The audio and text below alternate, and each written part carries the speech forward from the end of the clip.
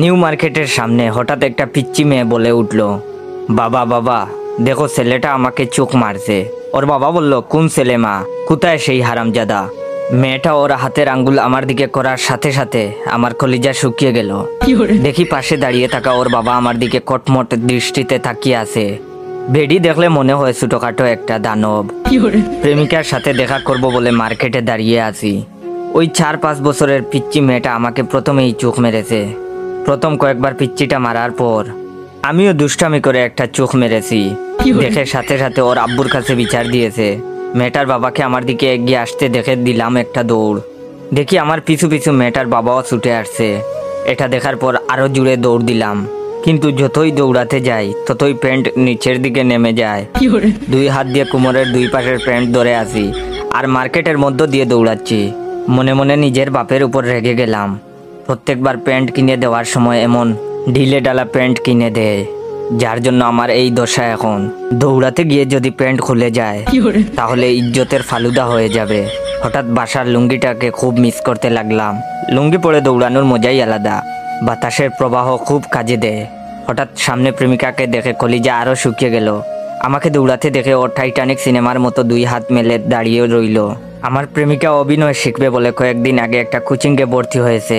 Coaching করার পর থেকে আমার সাথে এমনভাবে কথা বলে যে বুঝতেই পারি না ও আমার প্রেমিকা না, ছবির নায়িকা। ওর কাছে পৌঁছেই বললাম, চলো এখান থেকে পালাই, না হলে মায়ের একটাও মাটিতে পড়বে না। আমার কথা শুনে প্রেমিকা বলে উঠল, না না না, এ হতে পারে না। তোমার সাথে প্রেম করব বলে আমি 7 সমুদ্র 13 নদী পার হয়ে তোমার কাছে ছুটে এসেছি, আর তুমি কিনা আমাকে বলছো এখন থেকে পালিয়ে যাব। ওই শয়তান রাজা আমাদের কিছুই করতে পারবে না। আমাদের ভালোবাসার কাছে ওর অশুভ শক্তি পরাজিত হবেই।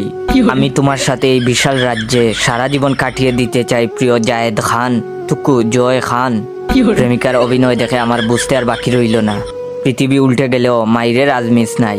এর মধ্যে দেখি মেয়েটার বাবা প্রায় কাছে চলে এসেছে।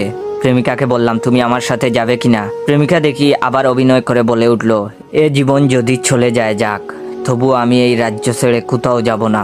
আমি বললাম, থাকো তুমি তোমার রাজ্য নিয়ে, আমি পালালাম। নিজে বাঁচলে বাপের নাম।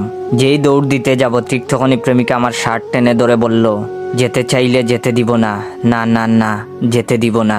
তোমায় হৃদমাজারে রাখিব, ছেড়ে দিব না। প্রেমিকাকে বললাম, আল্লাহর দোহাই লাগে আমাকে ছেড়ে দেও। প্রেমিকা আরো শক্ত করে ধরে বলল, না না না, তোমাকে এই সুন্দর রাজপ্রাসাদ ছেড়ে যেতে দিব না। এর মধ্যে পিচ্চি মেয়েটার বাবা এসে আমাকে ধরে ফেললো। কোনো কথা না বলেই নাক বরাবর দিল এক ঘুষি।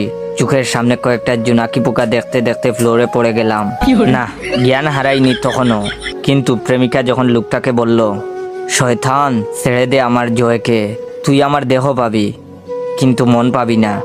বিশ্বাস করেন ভাই, এই কথা শোনার পর আমি